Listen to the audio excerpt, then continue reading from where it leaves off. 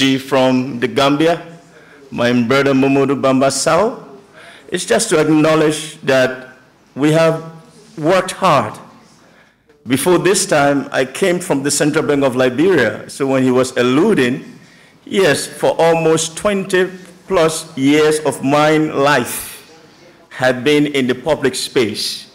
From the Central Bank of Liberia, 16 years, to becoming Minister of Finance 2 different times, culminating into experiences with the African Union, serving the United Nations Economic Commission for West Africa in Niger, and now I'm back home to serve in the most strategic way the sub-region. As we speak, thank God for Dr. Sek. I call him Dr. Sek. And it's an honor to have come to WAMA at such a time and meet the caliber of professional people. And he happens to be one of the old hands from which you can glean and learn from. When you come anew into a system, I'm just 6 months old. I took over on the 6th of January this year. And walking into WAMA, these are the caliber of individuals that you can ever pray for to have on your team to make a big difference. And together, I can tell you, Professor India and distinguished personalities on this panel and our people of Senegal, brothers and sisters, yes, the time has come for us to regain our sovereignty.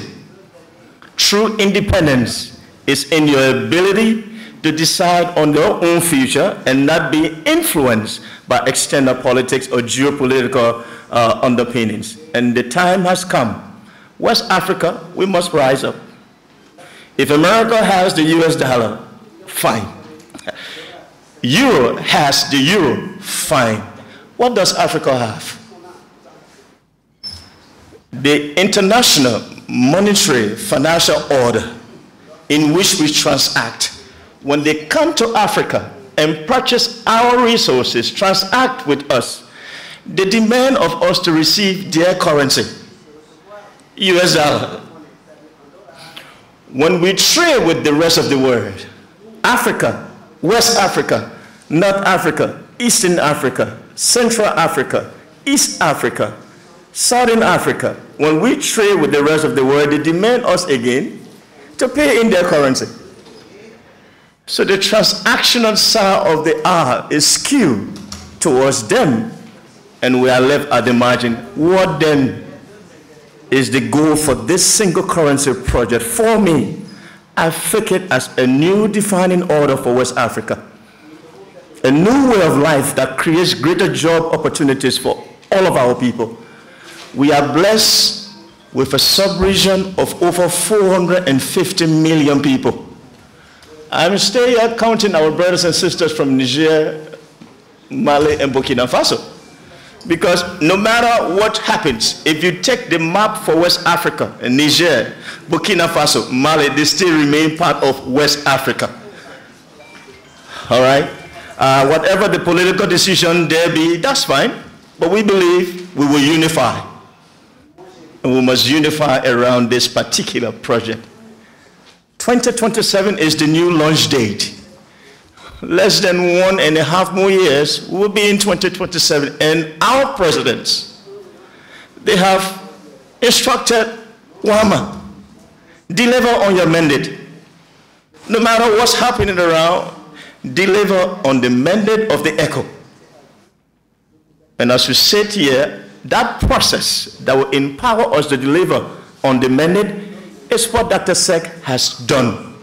He has come to the forefront in moving the academic debate, the choice of a monetary sovereignty for the nation Senegal, but he also juxtaposed that to balance it and say, why it is true, you may advocate for a single currency choice for Senegal, but there is a bigger dimension.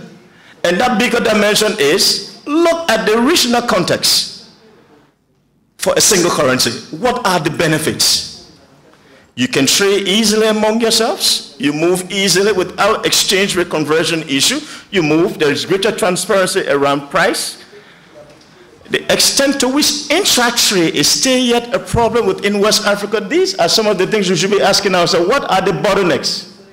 what are hindering the quest for the realization of a single currency? It will require all of us, from the highest level of the political decision making, from the heads of states down to academia, the technician, to you, the people. We need to unify around this. And when I say unify around this, may 2027 not come again and pass. I have taken keen note of His Excellency the President of Senegal. He said, ECOWAS Commission, if you don't launch ECO, come 2027, we will introduce our own currency. So that means we, the academicians, the technicians, the time has come, we must all now ask ourselves, are the convergence criteria we have elected to as a measurement for convergence realistic for our context in West Africa? Are the conditions as in Eurozone when they converge, single-digit inflation of 5%, central bank financing of government debt budget not more than 10%, public debt, the extent to which public debt should rise as a share of GDP. Are we holding on to something that best fit them when they were converging to the extent that the structural issues benefited them most? They had everything in place, better road infrastructure. They have better facilities in terms of how they free move. The extent to which Euro converged, 80% intra-trade was their case. As we speak, intra-trade is less than 15% for all West Africa. Currently, from 1999, when intra-trade was just around 27% in Europe, to date, as we speak, it hovers between 50 to 70% intra-trade in Europe. That's why the stability of the euro is stronger, because the more trade you do within and among yourself, the better it is. Can West Africa reach that consensus and say, if we do more trade between and among ourselves, more people in Senegal going to get jobs, more people in Liberia get jobs? The question then is to strengthen the human capacity of our respective member countries, converge. And I'm honored that in this season, at this point in time, this convergence is taking place, part of which is this book launch. Because that's why I said, as DG of WAMA, he's contributing now to the academic frontier, a dimension that offers a new path in a way that says, how do we broaden the conversation to enlighten everyone and set the pace? On this note, Dr. Seb, we are proud of you. Your work ties in with the overall mandate of WAMA. As we go to 2027, we must deliver on the mandate. The roadmap activities assigned to us says we must work towards introducing the Central Bank for West Africa. That's something we are working on now. Design the future of the ECO. Do that. That's your part. That's the roadblocks. Okay, the building blocks required. So when we deliver on those mandates, introduce the ECOWAS payments and settlement system, infrastructure that facilitates trade between one country and the rest. Do that for us. We are working assiduously to deliver on those mandates. And once we do our part between now and 2027, when ECO is launched, it's going to be a monumental difference. When he alluded to the use of the WAWA, yes, start from somewhere. We already have a case in point. The UEMOA zone has already laid for us some reference point that our French-speaking brothers, the Francophone country, you have set some example for all West Africa. The English-speaking Anglophone says, then let's come together in 2027. You've taken some significant steps, and we want to recognize the delinking of your zone away from France. You took serious steps towards recovering all of your reserve, no longer 50% of what you own deposited into some person's country at the detriment of our development. You took those decisions. And that's clear manifestation that we are on track as West Africa to think anew. It's a mindset shift.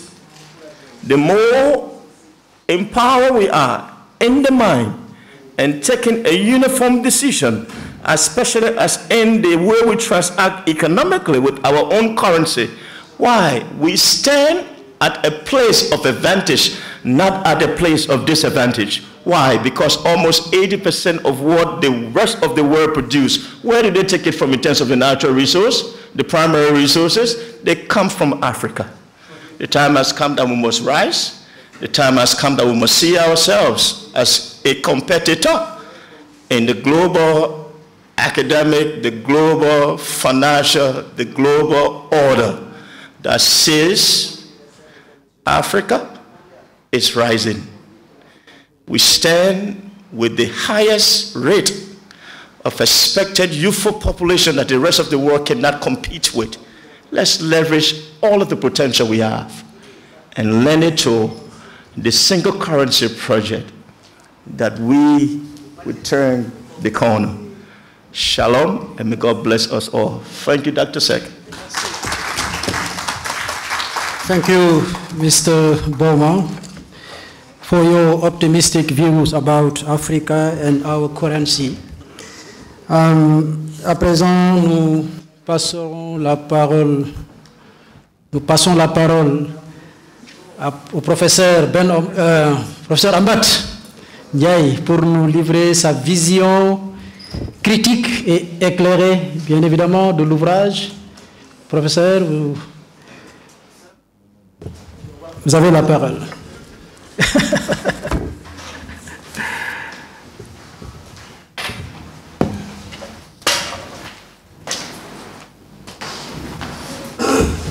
Merci, professeur Bachir Lo.